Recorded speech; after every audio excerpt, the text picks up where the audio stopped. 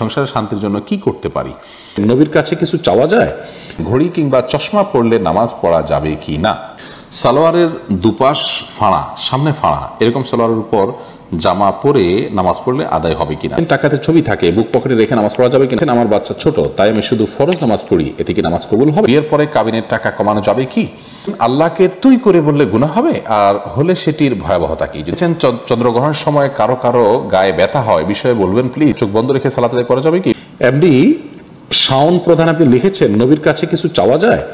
নবীর কাছে কোনো কিছু চাওয়া যায় না, অর্থাৎ অলৌকিক কোনো কিছু চাওয়া যায় না। নবী বেঁচে ছিলেন, আপনি তার কাছে সহায়তা চেয়েছেন, কোনো কিছু জানতে চেয়েছেন, জ্ঞান চেয়েছেন, লৌকিক সহায়তা যেটাকে বলে সেটা তো জায়েজ আছে, এটা অন্য দশজনের কাছে এরকম জায়েজ আছে, নবীর কাছেও চাওয়া জায়েজ আছে। কিন্তু নবী সাল্লাল্লাহু আলাইহি সাল্লাম বা নবীগণ দুনিয়া থেকে চলে গেছেন, এখন আপনি অলৌকিকভাবে তারা আপনাকে কিছু দিবেন সে আশা থেকে তাদের কাছে প্রার্থনা করছেন, এটি জায়েজ নয়, এটি শিরকে পর্যবসিত হতে পারে। আল্লাহ রাব্বুল আলামিন আমাদেরকে শিক্ষা দিয়েছেন, আমরা সূরা ফাতিহা প্রতিদিন বলি, ইয়্যাকা না'বুদু ওয়া ইয়্যাকা নাস্তাঈন, আল্লাহ আপনারই ইবাদত করি, আপনার কাছেই সাহায্য চাই। বিধায় কোনো ওয়ালির কবর বা কোনো নবীর কাছে সাহায্য চাওয়া জায়েজ নয়।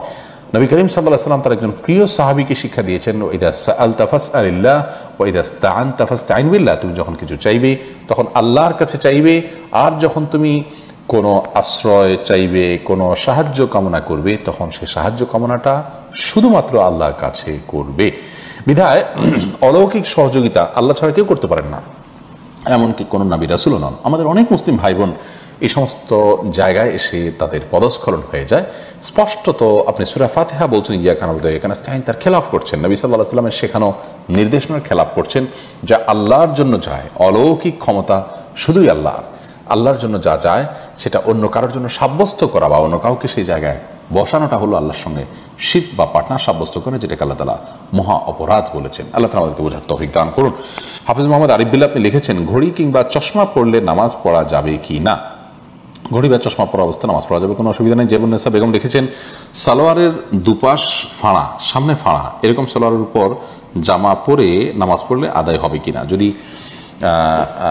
সালোয়ারের দুপাশ ফাঁড়া হয় এবং সামনে ফাঁড়া হয়, তাহলে সেক্ষেত্রে তার উপর অন্য কোনো কাপড় না থাকলে মেয়েদের জন্য সেরকম পোশাক পরে সালাত আদায় করা ঠিক জায়েজ হবে না। কারণ হলো মেয়েদের সালাতের সময় যে শরীরের অংশ ঢাকতে হবে তা হলো মাথা থেকে নিয়ে একেবারে পা পর্যন্ত, শুধু মুখমণ্ডল এবং দুই হাতের কবজি এই জায়গাগুলো তিনি উন্মুক্ত রাখবেন, পায়ের পাতা উন্মুক্ত রাখবেন, এছাড়া বাকি পুরো শরীর তাকে ঢাকতে হবে। অথবা এমন কোনো পোশাক যদি পরেন যে আপনার শরীরের কোনো অংশ প্রকাশিত হয় সালাতের মধ্যে, তাহলে তার ফলে ওইটি পরে সালাত আদায় করতে পারেন না। হ্যাঁ, এমনি স্বাভাবিকভাবে আপনি বাসা বাড়িতে একাকী যখন আছেন বা মারহামদের মধ্যে আছেন তখন সেটি পড়তে পারেন।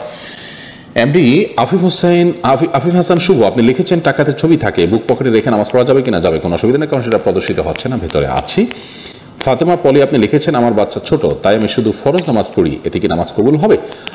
অন্য কারো সহায়তা নিয়ে আপনি সুন্নাত নামাজ পড়া উচিত। মাঝে মধ্যে যদি এরকম হয় যে অন্য কেউ না থাকে এবং আপনি অনন্য উপায় হন, ফরজ সালাত ছাড়া কোনো কিছু পড়ার সুযোগ নাই, বাচ্চা অনেক বেশি দুষ্টমি করে বা কান্নাকাটি করে বা অসহনীয় পর্যায়ে চলে যায়, তাহলে সেক্ষেত্রে করতে পারেন, কিন্তু নিয়মিত এটি করার কোনো সুযোগ নেই।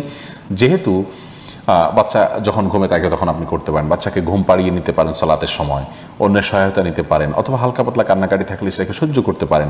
অনেকে বাচ্চার প্রতি এত বেশি মায়া করেন যে বেশি মায়া করতে গিয়ে ইবাদত বন্দেগীর ক্ষেত্রে অনেক ছাড় তিনি দিয়ে নেন, যেটা উচিত নয়।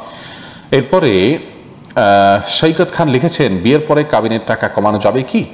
বিয়ের পর যদি স্বামী তার স্ত্রীর সাথে আলাপ আলোচনার মাধ্যমে আপনার মাফ নেন, কমানো তো আর যাবে না, যা ফিক্স হয়ে গেছে তা। স্ত্রী যদি কোনো কিছু মাফ করেন তাহলে আল্লাহ তাআলা সে সম্পর্কে বলেছেন, ফাকুলুহু হানিআম মারিআ, তাহলে সেটা তোমরা ভক্ষণ করতে পারো বা ভোগ করতে পারো। স্ত্রী যদি বলেন যে ঠিক আছে আমি তোমাকে ছাড় দিলাম, আপনি দিতে পারেন না, সামর্থ্য নাই, আপনি তার কাছে ছাড় চাইলেন, সে যদি ছাড়টা দিয়ে দেয় তাহলে সেটা ভোগ করতে পারেন। বাট এর মানে এই নয় যে মোহর পরিবর্তন হয়ে গেছে, মোহর যা ছিল তাই, সে হয়তো মাফ করেছে আপনাকে, জাস্ট এটুকু আপনি করতে পারেন।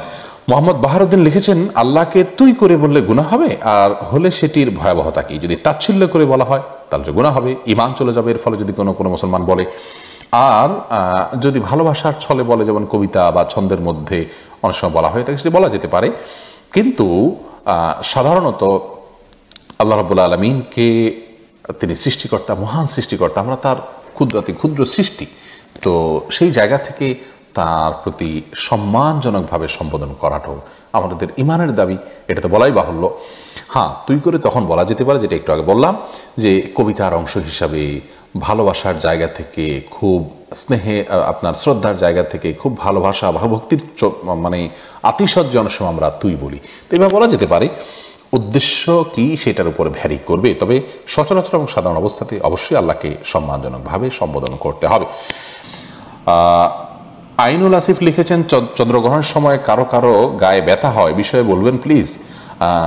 গায়ে ব্যথা তো চন্দ্রগ্রহণ ছাড়াও হয়, অনেকের গায়ে হয় না। তো চন্দ্রগ্রহণের সময় তো হতেই পারে, যখন অন্য সময় হয় তো চন্দ্রগ্রহণ হওয়াটা তো অস্বাভাবিক নয়। চন্দ্রগ্রহণ হওয়ার সাথে আমাদের শরীরে ব্যথা হওয়ার কোনো সম্পর্ক নেই, না এর কোনো বৈজ্ঞানিক ভিত্তি আছে, না কোনো শরঈ ভিত্তি আছে। চন্দ্রগ্রহণকে ঘিরে আরও অনেক কুসংস্কার আমাদের মাঝে আছে। চন্দ্রগ্রহণের সময় নামাজ আদায় করা, চন্দ্রগ্রহণের নামাজ পড়া, জিকির ইস্তেগফার করা, আল্লাহর কাছে দোয়া প্রার্থনা করা, এই কাজগুলো আমাদের করণীয়। এর বাইরে অমুকটা করা যাবে না, তমুকটা করা যাবে না, এই সমস্ত মনে করার কোনো কারণে বিশেষ একটা ভিডিও আমাদের পেজে আজকে পাবলিশ হয়েছে, সেটি দেখার জন্য অনুরোধ রইল আপনাকে। আনাস চৌধুরী আপনি লিখেছেন, চোখ বন্ধ রেখে সালাত আদায় করা যাবে কি? এই বিষয়ে আমাদের একটা ভিডিও আছে, মেহরবানি করে সেটা দেখে নেবেন। চোখ বন্ধ রেখে সালাত আদায় করা যাবে অতিরিক্ত মনোযোগ সৃষ্টি করবার জন্য, কিন্তু এটাকে নিয়ম বানিয়ে নেওয়া সুন্নাহ নয়। নবী করিম সাল্লাল্লাহু আলাইহি ওয়াসাল্লাম স্বাভাবিকভাবে সালাত আদায় করতেন চোখ খোলা রেখে। একটি জয়ীফ হাদিস দ্বারা জানা যায় ইহুদিরা চোখ বন্ধ করে সালাত আদায় করে। তো সাধারণ অবস্থাতে চোখ খুলে সালাত আদায় করা উচিত, কিন্তু কখনো কখনো বা আপনার মনোযোগ সৃষ্টি করার উদ্দেশ্যে চোখ বন্ধ করে সালাত আদায় করলে সেটিতে অসুবিধা নেই। তানজিনা বেগম আপনি লিখেছেন, সংসারের শান্তির জন্য কি করতে পারি?